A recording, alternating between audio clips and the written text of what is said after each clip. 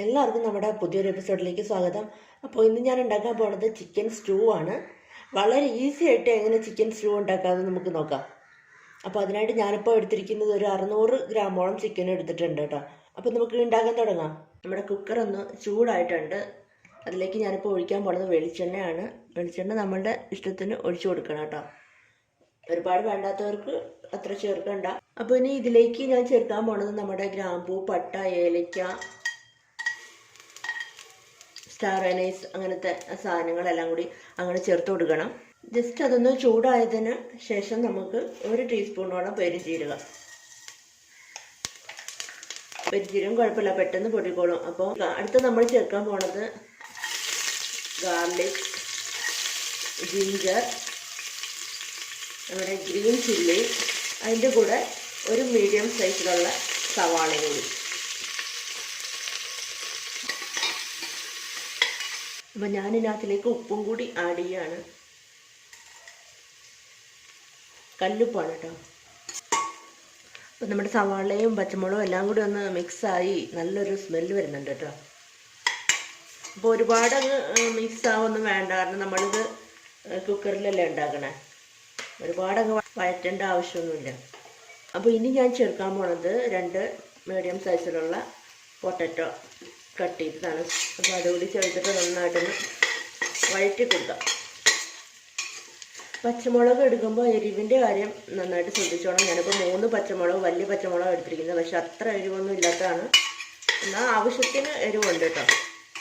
അപ്പോൾ ഇത് നമ്മുടെ പൊട്ടറ്റോ എല്ലാം കൂടി ഒന്ന് മിക്സ് ആയിട്ടുണ്ട്. അപ്പോൾ ഇനി ഞാൻ ചേർക്കാൻ പോകുന്നത് നമ്മുടെ എടുത്തു വെച്ചിരിക്കുന്ന ചിക്കൻ.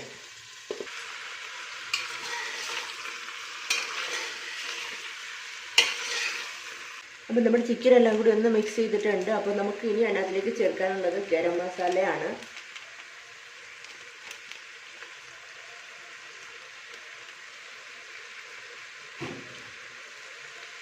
അപ്പോൾ വീട്ടിൽ പൊടിച്ച ഗരം മസാല ആണെങ്കിൽ അതാണ് കേട്ടോ നല്ലത്.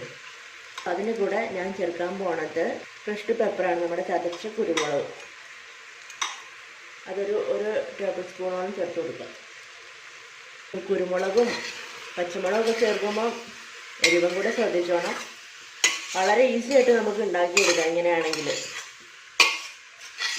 ഒരുപാട് സ്റ്റെപ്സ് ഒന്നും ഇല്ല, വളരെ ഈസി ആയിട്ട് നമുക്ക് പെട്ടെന്ന് ഉണ്ടാക്കിയെടുക്കാം.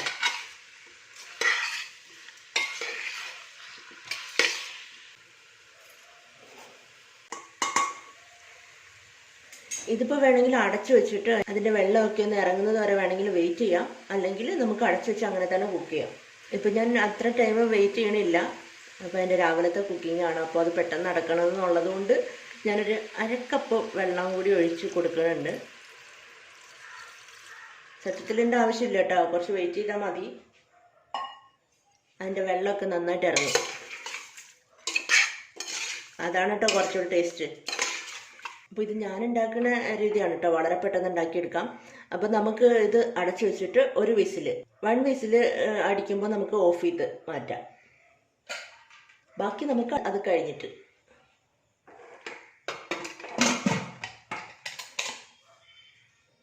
ഇതാ നമ്മുടെ കുക്കറിൻ്റെ വിസിലൊക്കെ പോയി ഞാൻ വീണ്ടും സ്റ്റൗവിൽ വെച്ചിട്ടുണ്ട് കേട്ടോ.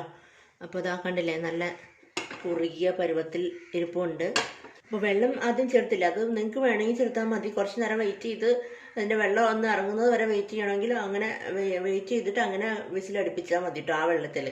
അപ്പോൾ അത് കുറച്ചും കൂടി നല്ല ടേസ്റ്റ് ആയിരിക്കും. അപ്പോൾ എനിക്കിപ്പോൾ രാവിലെ നല്ല തിരക്കാണ്, അപ്പോൾ അതുകൊണ്ട് ഞാൻ അങ്ങനെ ഇച്ചിരി വെള്ളം ഒഴിച്ച് കൊടുത്തേ ഉള്ളൂ. അധികമൊന്നും ഉണ്ടായില്ല. നമുക്കിതിൻ്റെ ടേസ്റ്റ് ഒന്ന് നോക്കാം ആദ്യം. ഉപ്പും എരിവും ഒക്കെ കറക്റ്റ് ആണോ എന്ന് ചെക്ക് ചെയ്യാം.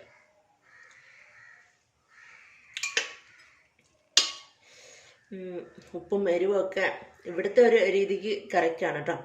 അപ്പോൾ എരിവ് കൂടുതൽ വേണമെങ്കിൽ അതിഷ്ടമുള്ളവർ ഈ ടൈമിൽ, തുറക്കുന്ന ടൈമിൽ 1 സ്പൂണും കൂടി കുരുമുളക് ചേർത്ത് കൊടുത്താൽ മതി. അപ്പോൾ ഞാനിപ്പം ജസ്റ്റ് ഒന്നും കൂടി ഒന്ന് സ്റ്റൗവിൽ വെച്ച് ഒന്ന് തിളപ്പിച്ചെന്നേ ഉള്ളൂ, കാരണം എന്തെങ്കിലും ഇനി വെള്ളം ഉണ്ടെങ്കിൽ അത് പൊക്കോട്ടെന്ന് വിചാരിച്ചിട്ട്. ഒരുപാട് അങ്ങ് ലൂസ് ആവണ്ടല്ലോ, നമുക്ക് ഇച്ചിരി ഒന്ന് കുറുകിയിരിക്കണ്ടേ. അപ്പോൾ ഇതിപ്പോൾ കുഴപ്പമില്ല, അത്യാവശ്യം നല്ല കുറുകിയിരിക്കുകയാണ്. അപ്പോൾ അധികം വെള്ളം ഉണ്ടെങ്കിൽ ഇതേപോലെ ഈ ടൈമിൽ ഒന്ന് തിളപ്പിച്ചൊന്ന് വറ്റിച്ചെടുക്കണം കേട്ടോ. അപ്പോൾ വളരെ പെട്ടെന്ന് നമുക്ക് കുക്കറിൽ ഉണ്ടാക്കിയെടുക്കാം, വെറുതെ ഒരുപാട് സമയമൊന്നും കളയുണ്ടായതിന്. അപ്പോൾ ഇനി ഞാൻ ചേർക്കാൻ പോകുന്നത് നമ്മളുടെ ഇമ്പോർട്ടൻ്റ് ഐറ്റമാണ് കോക്കനട്ട് മിൽക്ക്. അത് 1 കപ്പ് എടുത്തിട്ടുണ്ട് കേട്ടോ. 1 കപ്പ് നല്ല കട്ടിപ്പാൽ, 1-ാം പാലും 2-ാം പാലും 3-ാം പാലും ഒന്നുമില്ല, നല്ല 1 കപ്പ് കട്ടിപ്പാൽ തേങ്ങാപ്പാൽ അങ്ങോട്ട് ചേർത്ത് കൊടുക്കാം.